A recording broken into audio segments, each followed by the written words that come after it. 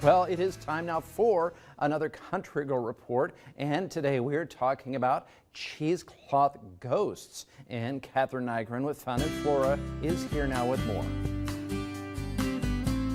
So when we were visiting our son at TCU in Fort Worth a week or so ago, we went for a walk at night, and these beautiful homes, you know, have their lights on, and so I kind of just looked inside. I mean, I didn't peek in the window, but I looked from afar, and I saw these little ghosts. And I mentioned them to you, and you said, I bet they're cheesecloth ghosts because that's kind of a big trend right now. Yeah, it's something that I've seen, I've always wanted to do, so after we were kind of talking about it, I'm like, hey, let's make it. Okay, so you tried it this weekend with your kids.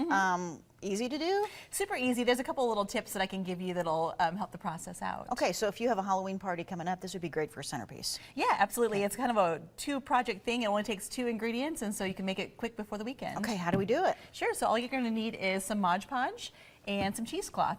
Okay. And so what I did is I mixed some Mod Podge with some water to kind of thin it out just a little bit. How much water did you put in? It's kind of like half and half, like half Mod Podge, half water. Okay. It gets flexible. And then the important thing is to have like a non-stick surface. So I got one of our potting mats from the store. I tried this on newspaper. I stuck to the newspaper. So don't use newspaper.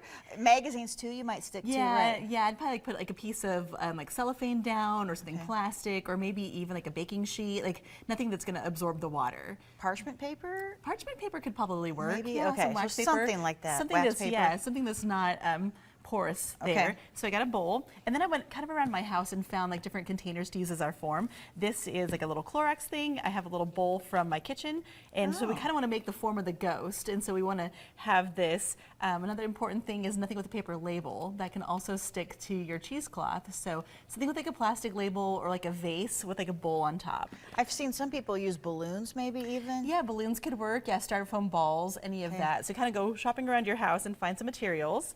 And then I just cut a square of cheesecloth, and then I stick it in our little glue mixture. Make sure it's all nice and absorbed there. Okay. Like that. Give it a little wring out of the glue. And then it takes just a little bit to kind of get it unfolded. It's all kind of stuck to itself because we just glued it to itself. And where do you get the cheesecloth, by the way? I just went online and got it. And there's different grades of cheesecloth. Some of them have more holes than others, and so it doesn't really matter. I kind of tried it with a couple different grades, and it was just fine. So then we're just going to take our wet cheesecloth and put it over our form, and kind of pay attention to a little bit about the bottom. You want to make sure that it's kind of got a nice little drape to it, and kind of style your bottom just a little bit. And then how long do you let it sit?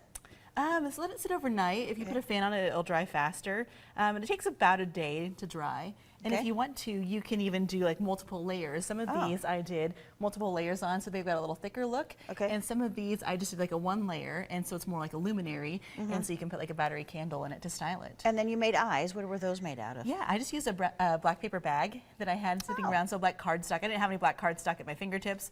I had a black like shopping bag, and so I just recycled that and cut some little eyes on it, and just hot glued some eyes and gave it a little personality. And you probably could get the cheesecloth at a local craft store too. Craft store, maybe your grocery store even too, would be a place to check. An option too, if you're running out of time as far as ordering it online. No, Amazon's fast, but if you want to get it locally. All right, cute. And then you can just decorate these now for the holiday season for Halloween. Absolutely, start with some of your other little Halloween decor, and it just kind of makes a fun little addition. Okay, Catherine, thank you, and you can find her, of course, found in Flora in Wahoo. Thank you. Yeah, thanks. All right, back